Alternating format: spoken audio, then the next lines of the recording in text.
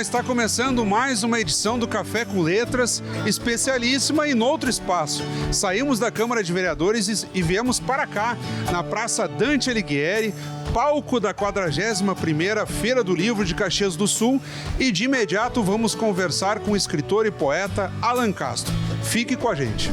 Pessoal, já nos encontramos então aqui no Espaço do Leitor da 41ª Feira do Livro, e o Alan Castro que nos aguardava aqui. Vamos começar o bate-papo, algumas obras dele aqui já ilustrando, digamos, a nossa mesinha. Uma honra tê-lo conosco aqui. Um prazer, obrigado pela recepção. Estou chegando agora, minha apresentação vai ser no meio da feira, amanhã, no sábado, mas é uma alegria. Obrigado pela recepção. Um painel já voltado a problematizar as tuas obras, e elas vão muito no sentido de problematizar a vida, a existência, tratar de motivação. Não é à toa que aqui ilustra já em pé uma parceria tua com a monja Coen, que tem uma filosofia budista muito aflorada. Então, é sempre uma pauta atual e que vai na contramão do que nós vencemos hoje, de muita velocidade, de falta de tempo. E vocês pedem o seguinte: não, vamos parar um pouquinho e fazer as coisas um pouco mais devagar. Você sabe, Fábio, que tem dois momentos da minha vida assim que eu posso dizer que eu tive essa freada brusca na minha vida em relação a tempo, e foram ligadas, na verdade eu ia dizer a morte, mas ao contrário, a grandiosidade de uma vida, seja partindo ou chegando.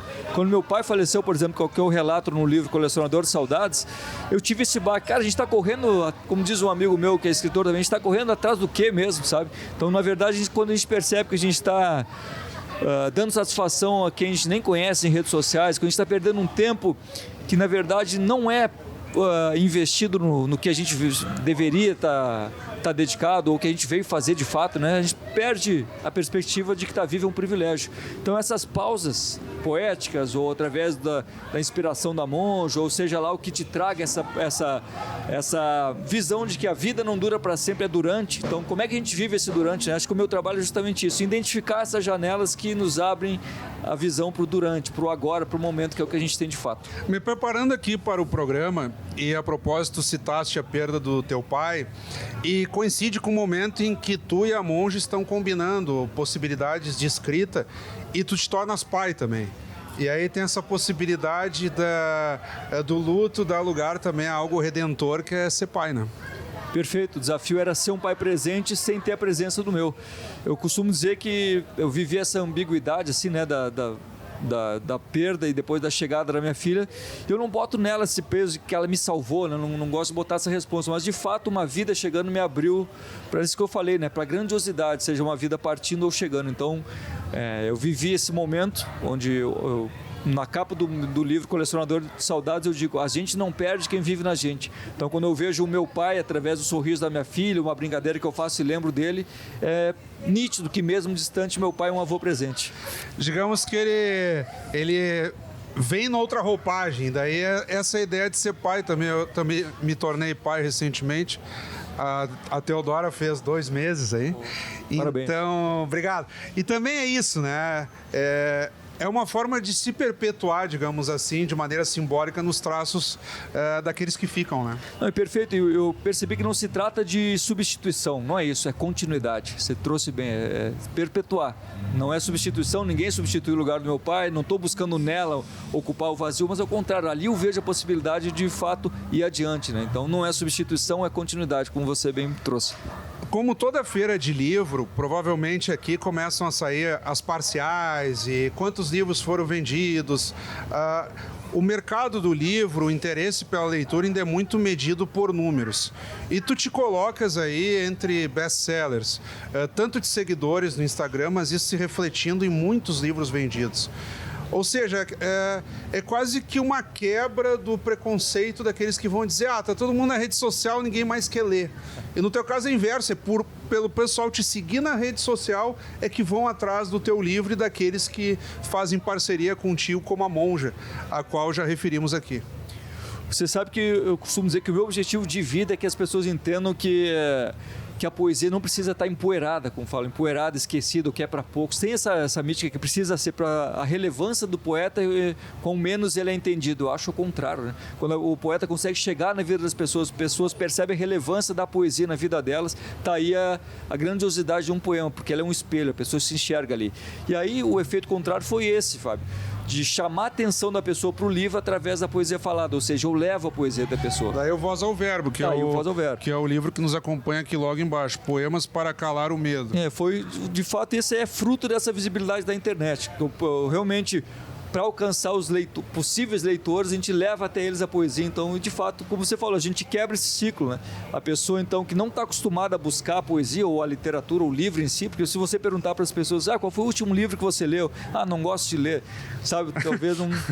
Então, tem essa questão, assim, de facilitar o acesso à leitura, levando a pessoa até a poesia e despertando essa curiosidade. Aquele cara da internet, que seja conhecido assim, sabe?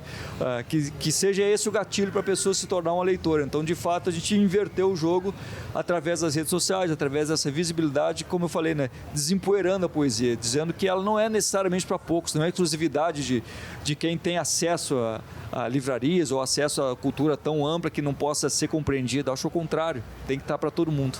E a tua base de inspiração, Alan, no sentido de que muitos vão se apegar à religião, outros à natureza, mas enfim, tu trazes muito esses aspectos existenciais. Quais são as tuas inspirações para chegar a termo na poesia? É a própria natureza, é o teu cotidiano, é alguém que tu observas numa conversa de bar, enfim, como é que funciona isso para ti?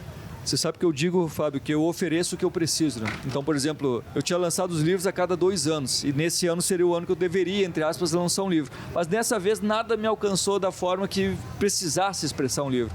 Esse Voz ao Verbo foi fruto desses anos levando a poesia na internet, e tinha ali o resultado que precisava se tornar um livro. Então, a morte do meu pai, a chegada da minha filha, são argumentos fortíssimos, né, que me fizeram escrever pela necessidade mesmo. Então, não me apego muito a um calendário, mas a observação, sem dúvida, perceber seja conversa, seja necessidade, acho que parar de olhar para o próprio umbigo, a gente percebe as outras pessoas também. Então, essa observação atenta é, de fato, uma inspiração, mas, repito, quando eu falo em primeira pessoa, por mais irônico que seja, as pessoas se identificam porque tem sinceridade. Então, se eu quiser buscar essa sinceridade, como eu falei, a poesia como um espelho para a pessoa se enxergar, eu tenho que oferecer o que eu preciso, ou seja, eu tenho que estar vivendo aquilo, eu tenho que estar, pelo menos, coerente, né? Que seja a minha busca que eu estou jogando. Eu sempre falo, meus vídeos são a minha busca, não necessariamente estou vivendo aquilo ali plenamente, mas se não for quem eu sou, vai ser pelo menos quem eu quero ser. E nessas andanças, Alan, que imagino, tu chegaste aqui, aí tu já reclamaste pra mim, estava frio, daí tirei a jaqueta, e a jaqueta ficou no carro, agora eu tô com frio de novo, mas tu és gaúcho, e moras no Rio de Janeiro. Nessas andanças, país afora, como que funciona também a tua percepção do retorno que as pessoas te dão? Tu falaste assim, alguns me dizem que eu sou lá o homem da internet, daí querem conversar comigo para conhecer o que eu escrevi, enfim. Como é que funciona a diferença também de públicos? Olha, eu tenho essa sorte de ser bem recebido, no Brasil todo, se circular graças à internet. Então, eu não reclamo dessa peste, o poeta da internet ou o cara da internet, não tem. Porque isso, como você bem citou antes, vem atrelado ao adorei teu livro, ao adoro teus textos. Então, é um privilégio conseguir rodar o Brasil via literatura, via poesia. E, meu amigo, eu posso dizer que aqui, quando eu estou no sul, eu estou em casa, então não tem nem como... só agradeço, porque de fato sou muito bem recebido, muito bem. Seja em Porto Alegre, eu tive, em 2023, lancei o Colecionador, e tinha um texto que falava de Passo Fundo, fui lançar lá, que era a minha cidade. Então, me sinto abraçado, de fato, né? Mas essa sorte, então, transbordou do sul, e eu rodo pelo norte, nordeste, minha base é o Rio, então São Paulo também fiz uma palestra mês passado no Rio, estava lotado. Então, acho que essa questão da internet, de fato, divulgou, o cara da internet se tornou o escritor que chega e então a poesia não tem essa fronteira, não tem esse limite. Então eu agradeço demais assim por conseguir circular, mas tenho que ser sincero que aqui eu estou em casa. E outro fator, como é que tu avalias do ponto de vista do mercado? Porque nós temos aqui grandes escritores em Caxias do Sul, Café com Letras, a propósito, ele se baseia sempre em obras inéditas. Então, para teres uma ideia, o programa semanal não dá conta de entrevistar todos os escritores que sistematicamente estão lançando obras em Caxias do Sul.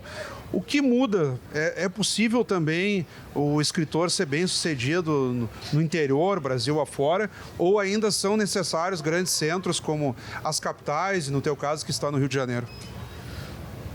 Para eventos, eu circulo o Brasil todo, inclusive interior. Eu circulo muito, por exemplo, o interior da Bahia, que eu tive agora. E sou muito bem recebido, como eu falei, tenho essa surpresa, porque o público quer, né? O público é sedento por cultura. A gente fala isso, ninguém lê no Brasil. Como assim, meu? Eu ia te perguntar isso também. Então, as feiras estão cheias, e cada vez mais feiras com uma estrutura maior, e cada vez mais público. Isso é lindo de ver, né? Porque a gente quebra essa pecha assim de que não temos leitores ou ninguém se interessa, como eu tinha dito, né? Poesia é para poucos. Não, tem público.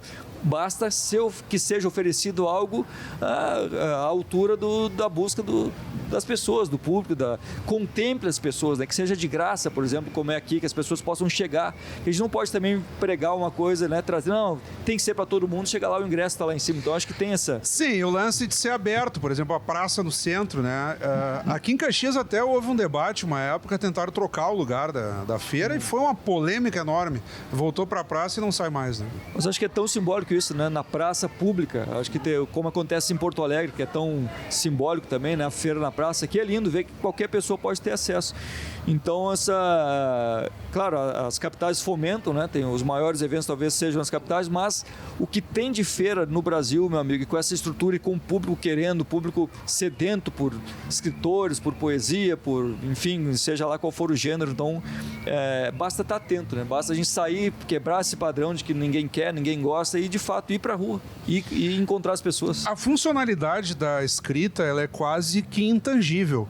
E no teu caso, que tenta fazer, inclusive, essa adaptação falada da poesia pelas redes sociais, tu já tiveste algum retorno do ponto de vista educativo também? De, a partir da tua poesia, estar auxiliando salas de aula, oficinas de contação de história, porque é algo muito forte aqui na feira. O chamado passaporte da leitura, que vem turmas de escolas ao longo da semana participar de oficinas de texto, de contação de história, enfim, contato com o leitor, tem muito isso. O leitor vai até a escola e depois os alunos vêm até a própria feira.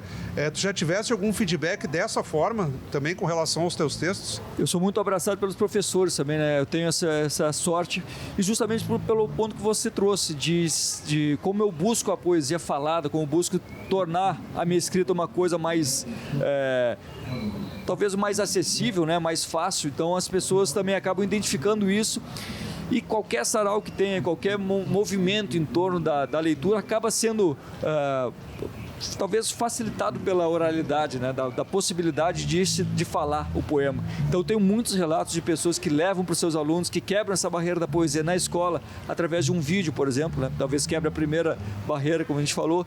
E sim, a poesia falada alcança muitas pessoas justamente por isso, porque tem maior alcance, as pessoas têm mais hábito de ouvir do que de ler.